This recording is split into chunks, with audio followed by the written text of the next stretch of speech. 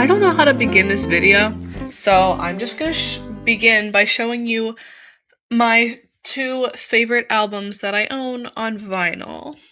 We begin with Abbey Road by the Beatles. Very, very good album. If you haven't listened to it, I'm deeply disappointed in you. And we also have, oh, why is it backwards? It's Man's Best Friend by Sabrina Carpenter. And if you're not familiar with Sabrina Carpenter, if you go to look on her website, you'll see that she has many different color variations for that album.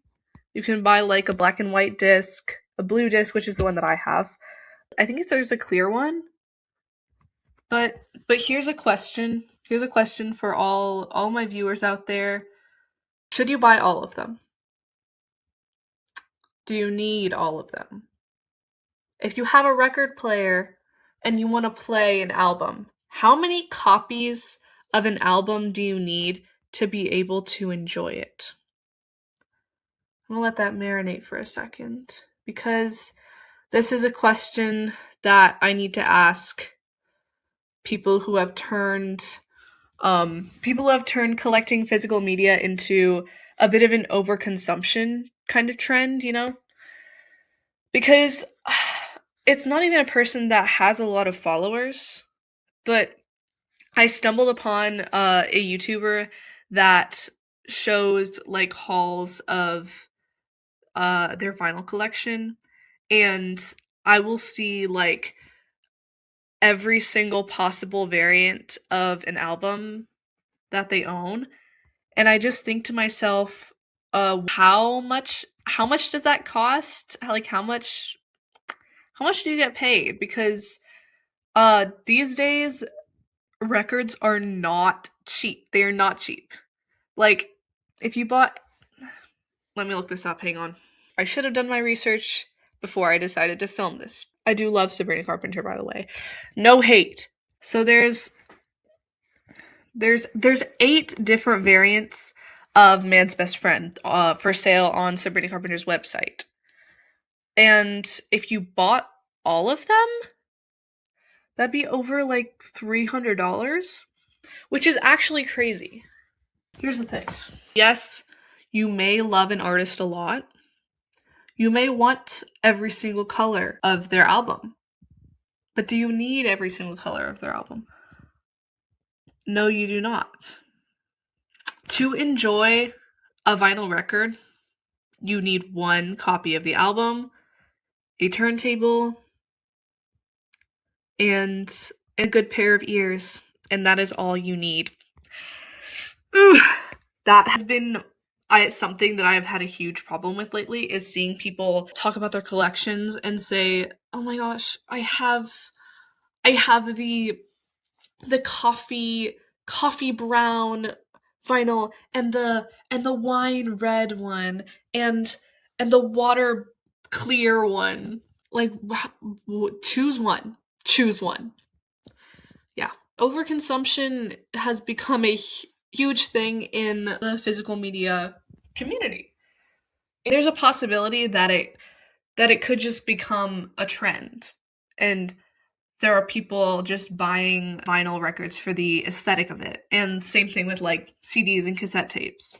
I found a video by a TikToker named What Zara Loves 6, and I'm just gonna show like the first part of that to you right now. I'm scared physical media falls to the same fate as Stanley Cups or Labubus, this like hyper-popularity, complete overconsumption, and then just discarded onto the next thing. It's the micro-trend of it all. We're watching a lot of people reintroduce DVD players, CD players, rise of zines, and I think it's inevitably a kickback to AI-made art, anti-intellectualism, brain rot content. But I don't think this whole analog and physical media exists within its own realm. I think it's viewed as a rejection of digital media and almost a replacement to your phone. Go into any charity shop, you can buy like a stash of CDs, DVDs for like £1, which is great and obviously so accessible, but also risks physical media also becoming something that is stashed and say collected for the aesthetic purposes and the performance of owning these items. I wouldn't say it's a driving motive, but I think there's a lot of joy some people will gain in just having these items as opposed to using these items, which completely rejects the whole point of a lot of, say, zines, DVDs, CDs. Like, they're not there to sit on the shelf, they serve a wider purpose. I think she sums it up pretty well, because buying physical media just to display it and not use it, like seriously use it, is just incredibly wasteful, because people are just buying it to make their room look cute and aesthetic and showcase the albums of their favorite artists. Like, at that point, just buy a poster with the album cover on it. That just doesn't make any sense to me. I think the resurgence of physical media on TikTok and social media isn't exactly a bad thing, because, fun fact, artists actually don't earn that much from streaming. Like, we used to have iTunes where we actually bought albums on MP3 for like MP3 players, like iPods. And now our subscription money for like Apple Music and Spotify goes mostly to the companies, and only a small percentage of that goes to the artists, which kind of sucks because artists put a lot of work into their music. And as a musician myself, I think it makes a lot more sense for money to actually be going to the artist and not to the company that hosts their music. Because you're not listening to Apple Music's music, you're listening to Olivia Dean's music, or you're listening to Queen's music, or you're listening to the Beatles' music. You're not listening to Apple's music. It's called Apple Music, but not Apple's music. I think the idea of like deleting social media and getting rid of your phone to have like a CD player or an MP3 player instead of just having a phone that does everything for you.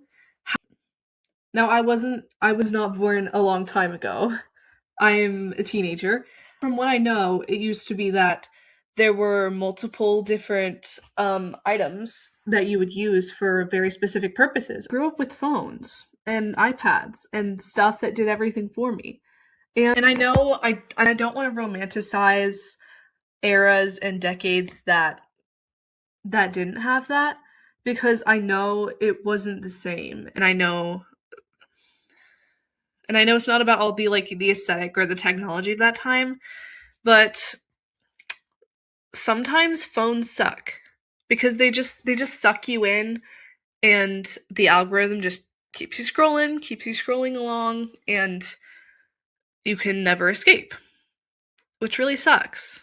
So people going back to physical media is not a bad thing, as long as it doesn't just become a trend that people forget about in a month. Because if people are actually serious about it and they want to stop using their phones and start consuming media responsibly, I just think that would do the world a whole lot of good. Because these days, everything is done on your phones. The app where you scroll into oblivion is right next to the app where you can listen to all your favorite music and where you can text your family and friends. And while that is really cool, maybe we just need to get maybe the problem is we just need to get rid of the app that lets us scroll like that and lets us get sucked in like that. And I know posting this video on a website / app that is considered a social media is a little bit hypocritical. If this is able to get my message out there, if this is able to get my thoughts and my feelings about this topic out there, then it's kind of worth it, because maybe this video is going to inspire everyone to throw their phones in the garbage disposal, turn that switch on, let it explode in the sink, and then they're going to go out and they're going to buy a CD player and some cool old CDs from Goodwill, because we don't need to buy new ones. There are like a million CD players out in the world, and the last time I went to a Goodwill, I saw a bunch of old CD players. Like, you're bound to find one there. So I don't know. That's just my fun little rant for today. Even though I spent the first 5 minutes of recording this video trying to figure out how to start talking, how to make a little intro, because I actually hate filming myself. And I'm looking at myself in my screen and not at the camera. I don't like being on camera, but I'm putting myself on camera so that I can share my opinion with the world.